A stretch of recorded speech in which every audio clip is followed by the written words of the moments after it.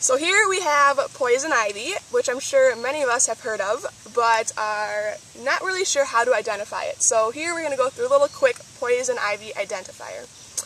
So as you can see, this plant has 3 leaves on it, and it might have a little bit of red. They don't always have the red tint, but it might have the red.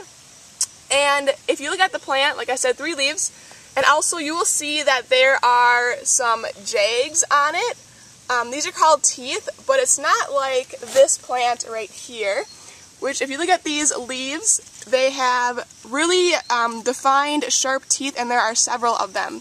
The poison ivy will only have a couple, so it might be smooth and then have a couple jags, and usually the tip of the leaf is pointy or sharp. So if you look at this plant right here, you can see that there are really big teeth or jags. And then right here it's really smooth and it kind of goes into it. So that is a characteristic of the poison ivy plant. Now if you get into this plant, like I said, you'll get a rash, you'll get itchy, but just put some itch cream on it, some calamine lotion, and that should help out with that. But try to not itch it, because when you itch it, it's going to open up the wound, it'll start to pus, and it's going to spread even more. So itching it will not solve the problem.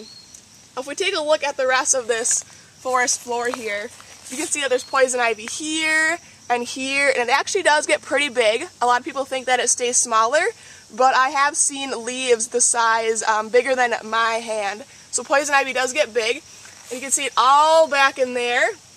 And it is pretty common here on the trails in the woods at Carpenter Nature Center. So just be aware of that, and know that to stay away from that plant.